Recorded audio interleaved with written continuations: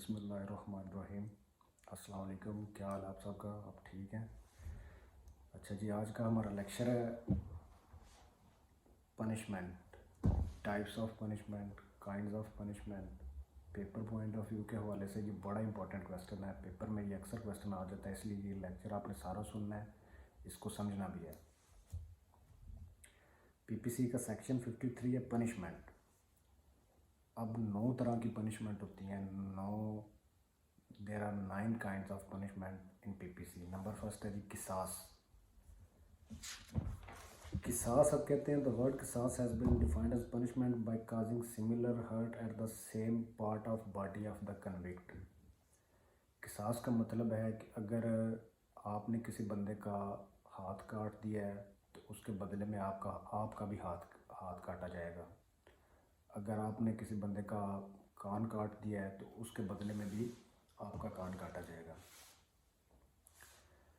ये होगा किसास का मतलब कि जो जुर्म आपने किया है सेम वही पनिशमेंट, सेम वही सज़ा आपको भी मिलेगी। आगे लाइबिलिटी ऑफ किसास है कि किसास कब लाइबल होगा। लाइबिलिटी ऑफ किसास is to be established by 2 competent अदल witness and sentence of death as किसास कैन नॉट बी इम्पोज्ड। कि अगर आपने किसी बंदे का कत्ल कर दिया है तो अब ये तो नहीं किसी बंदे को फायर लग गया है, वो बंदा मर गया है, अब आप बोले जी मैंने भी उस बंदे को फायर मारना है, मैंने भी उसकी जान लेनी है। ऐसे नहीं हो सकता, क्योंकि पहले नंबर पे तो इस्लाम हमें इस बात की इजाज़त नहीं देता। दूसरा नंबर पे अगर आपने ऐसा करना भी है तो उसके लिए 2 आदिल कम्पिटेंट विटनेस चाहिए, और वो आदिल कम्पिटेंट विटनेस होने के बावजूद भी ये कोर्ट की डिस्क्रिशन है कि वो डेथ सेंटेंस आपको देती है उसके बदले में, ये नहीं, ये कोर्ट की सवाब देती है, ये कोर्ट का इख्तियार है। किसास की समझ आ गई आपको। नंबर 2 है सेकंड दियत।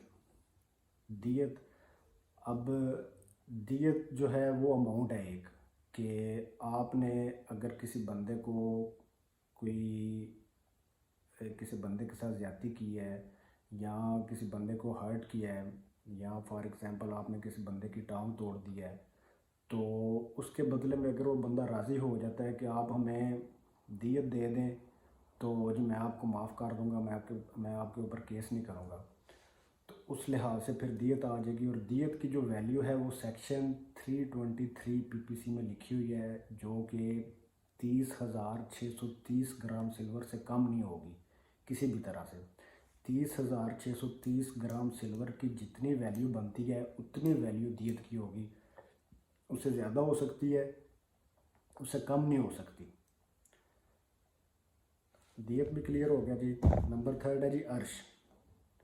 अर्श mean the compensation specified to be paid by the offender to the victim of heir. अब अर्श जो है वो कंपनसेशन है, मुआवजा है, कोई कीमत है जो कि ऑफेंडर उन बंदों को देता है जो विक्टिम होते हैं। फॉर एग्ज़ाम्पल मैंने एक बंदे का मर्डर कर दिया है, अब वो मेरे बंदे राज़ी हो गए हैं जी आप हमें पैसे देंगे तो हम आपने जो कत्ल किया हम वो कत्ल माफ़ कर देंगे। तो मैंने उसके जो लीगल हायर्स हैं, इधर वर्ड यूज़ हुआ है टू द विक्टिम और हिज हायर्स। विक्टिम अगर मौजूद है, अगर बंदा नहीं मरा तो मैंने विक्टिम को पैसे देने हैं, मुआवजा देना है उसका। अगर वो बंदा मर गया है तो मैंने जो उसके लीगल हायर्स हैं उनको मैंने वो पैसे देने हैं। ठीक है, अर्श ये हो गया। अब उसके बाद है दमान। अब इन 2 चीज़ों का बड़ा आपने याद रखना है, ये दोनों चीज़ें ऑलमोस्ट सेम ही है लेकिन इनमें थोड़ा सा फ़र्क है अर्श में और दमान में। दमान है जी, it mean the compensation determined by the court. दमान क्या है? It mean the compensation determined by the court. ये वो कंपनसेशन है जो कोर्ट तय करती है कि इसको कितनी कंपनसेशन देनी है। To be paid by the offender to the victim और हायर्स। ठीक है, अब ये इसने कोर्ट ने डिसाइड करना है कि ऑफेंडर के लिहाज से कोर्ट ने डिसाइड करना है कि ऑफेंडर ने विक्टिम को या उसके लीगल हायर्स को कितनी अमाउंट देनी है, किस तरह से देनी है, या क्या चीज़ कोर्ट डिटरमाइन करेगी कि इसके बदले में इसको क्या चीज़ दी जा सकती है, जो कि अर्श नहीं होगा। عرش جو ہے وہ سیدھا سیدھا آفینڈر ڈیسائیڈ کرتا ہے کہ میں آپ کو یہ چیز دیتا ہوں، آپ ہمارے سے راضی نامہ کر لیں، اور جو ضمان ہے اس میں کورٹ ڈیسائیڈ کرتی ہے کہ آپ یہ چیز لے لیں تو اس کو معاف کر دیں۔ تو یہ وکٹم پہ ڈیپینڈ کرتا ہے یا اس کے لیگل ہائرز پہ کرتا ہے، آیا وہ اس بندے کو معاف کرنا چاہتا ہے یا نہیں معاف کرنا چاہتا۔ اگر تو معاف کر دے گا پھر اسے کمپنسیٹ کر دیا جائے گا، یا آفینڈر ڈائریکٹ اس کو کمپنسیٹ کر دے گا۔ اگر آفینڈر ڈائریکٹ کمپنسیٹ کرے گا تو اسے بولیں گے عرش، اگر کورٹ ڈٹرمائن کرے گی اس کمپنسیشن کو تو اسے بولیں گے ضمان۔ نمبر 5 ہے جی تعزیر۔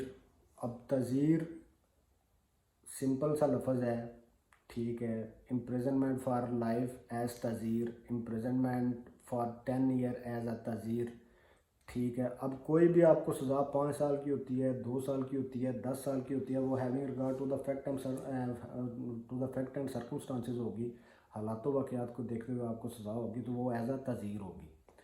نمبر 6 ہے جی ڈیتھ۔ ڈیتھ کی سزا بھی آپ کو ہو سکتی ہے، ٹھیک ہے۔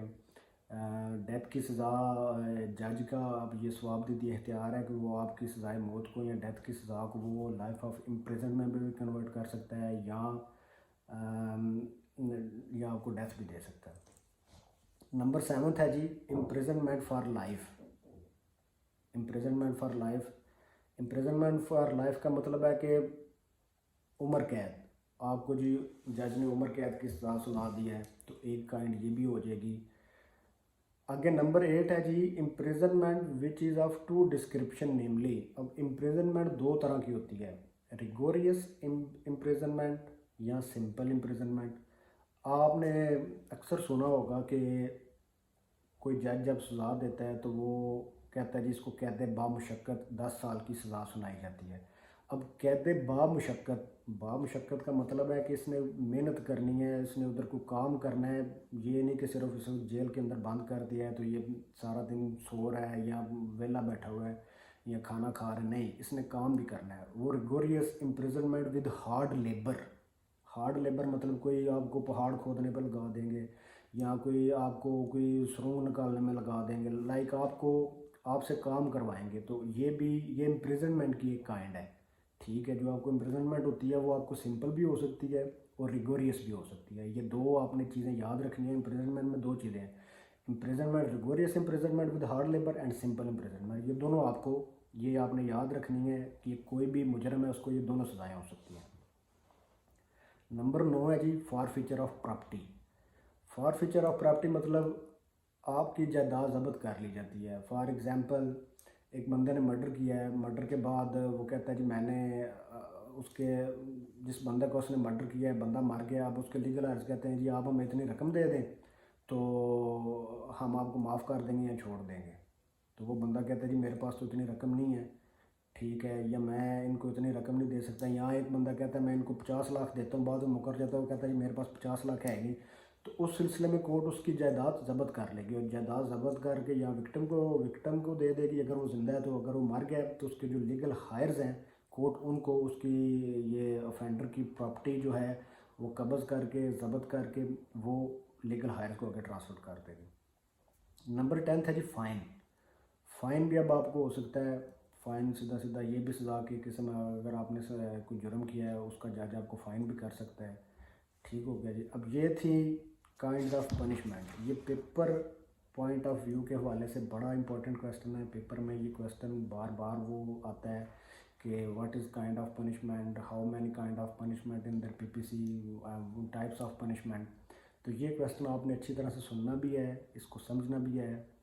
تو اجازت دیجئے، نیکسٹ لیکچر انشاءاللہ میں جلدی اپلوڈ کر دوں گا۔ چینل کو زیادہ سے زیادہ سبسکرائب کریں، دعاؤں میں یاد رکھیں۔ اللہ حافظ۔